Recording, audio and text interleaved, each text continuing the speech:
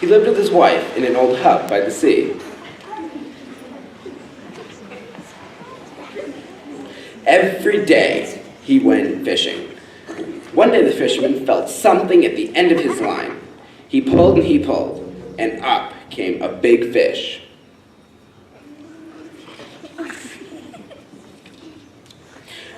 "Put me back in the water," said the fish.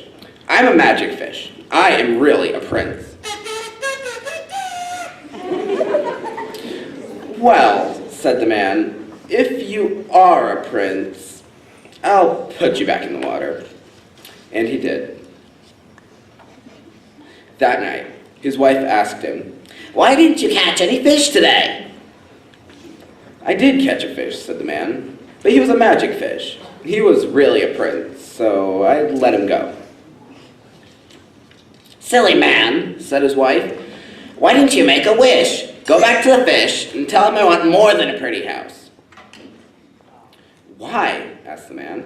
"Never mind why," said his wife. "Go back and tell the fish I want a pretty house." "I don't want to go," said the man. "Go," said his wife. So the fisherman went back to the sea.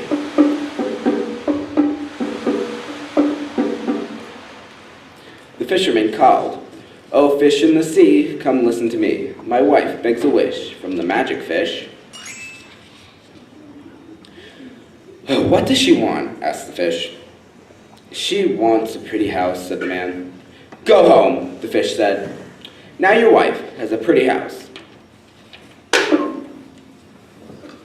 So the man went home. The old hut was gone, and now there was a pretty house. "This is very nice," the fisherman said to his wife. "At last we'll be happy here." "We shall see," said his wife. The fisherman was very happy. His wife was happy too. She was happy for 1 week. Then she said to the man, "Go back to the fish. Tell him I want more than a pretty house. I want to live in a castle." "Why?" asked the man. "Never mind why," asked the woman. "Go back and tell the fish I want a castle." "But I don't want to go," said the man. "Go," said his wife.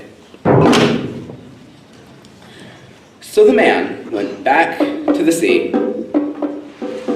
The man called, "Oh, fish in the sea, come listen to me. My wife begs a wish from the magic fish." "Well," asked the fish, "what does she want now?" "She wants a castle." "Go home," the fish said. "Now your wife has a castle." So the man went home. The pretty house was gone, and now there was a castle. "This is a beautiful castle," said the fisherman to his wife. "We will be happy here." "We shall see," said his wife.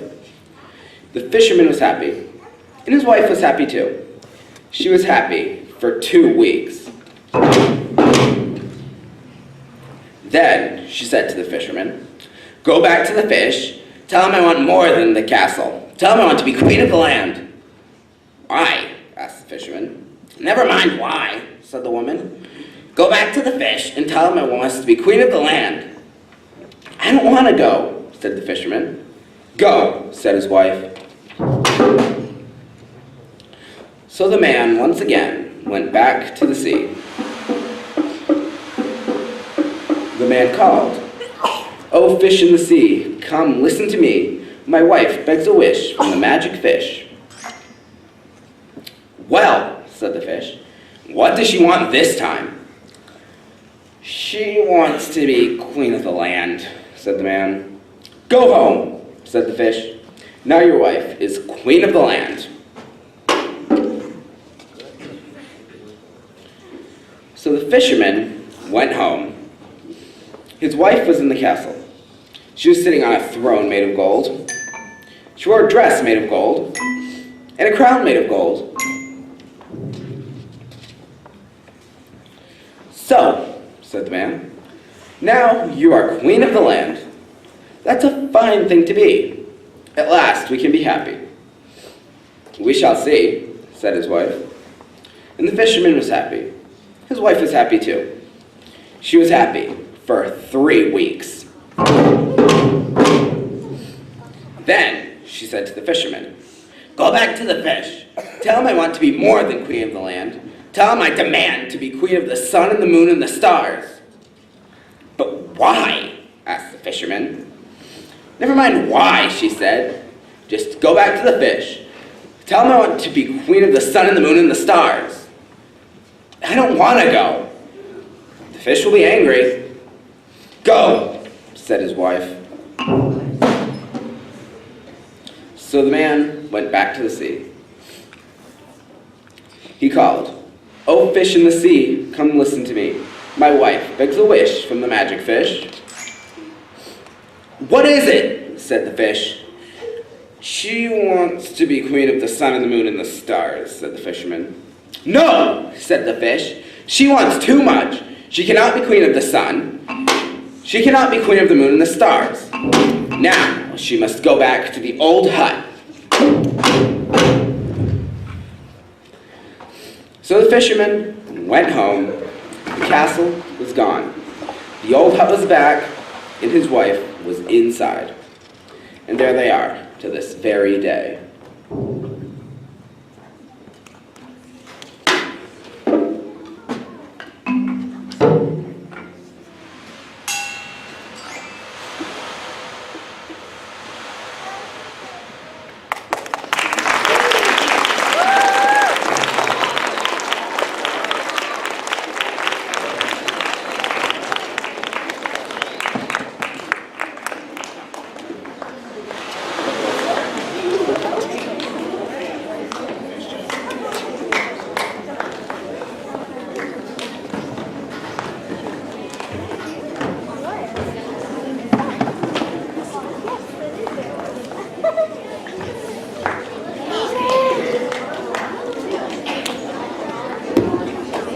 Okay, thank you everybody.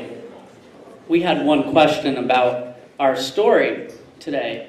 Has a moral implication to it, and we're wondering what that might be. What is the moral of this story?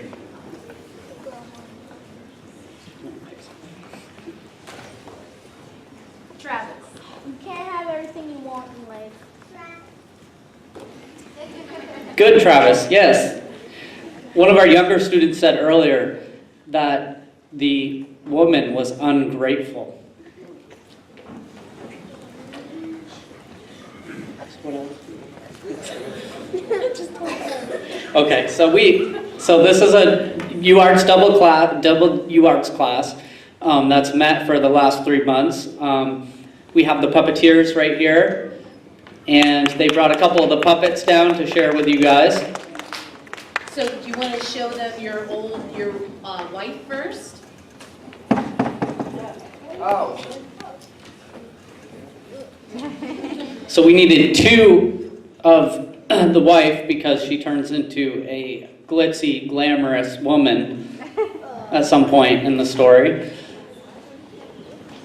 And we have our fisherman down there on the other end. That was Jasmine. And do we have our fish? RJ with the fish.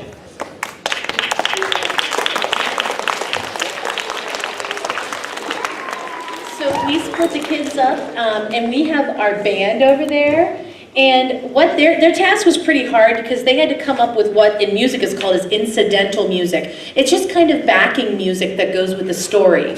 So they read, we read the whole story, and they basically composed everything that you hear. They had ideas for. They all chose their own instruments, and so they did a lovely job.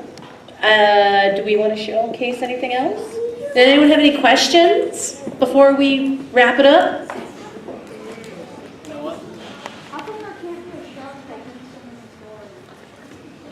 It just wasn't in the Oh, so let me tell you about the story. You might say, well, why choose this story, Mr. Jewell, Miss Bradford? Well, we were looking, our inspiration for doing this type of project, it was kind of like a collaboration of art, puppetry, and music, was from Bread and Puppet Theater. Of course, this doesn't have any political message to it, but, you know, we got the idea of kind of combining the two and trying out a class like this. And why this story, you can see the old book that cost 35 cents. It was a story that my grandma always used to read to me when I was little and slept over at her house. So we were looking for a story, which was always one of my favorites. So we were looking for a story with just a few characters and a few scene pieces that would be cool to change and such. So that was the Magic Fish. I don't know how many of you can actually make out the pictures, but you can see that the 7th and 8th graders here really created puppets that look a lot like, you know, they did a wonderful job of kind of depicting the art that was this book.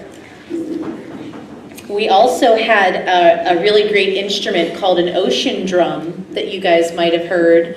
So Sierra, do you want to hold that up? You can play it a little bit, but it's a wonderful, if you all shut your eyes and kick back, you'll think you're laying on the beach.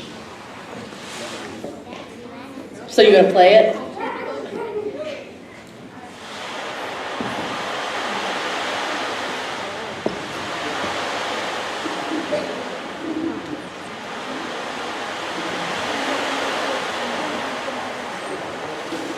All right, thank you. Any other questions before we wrap it up?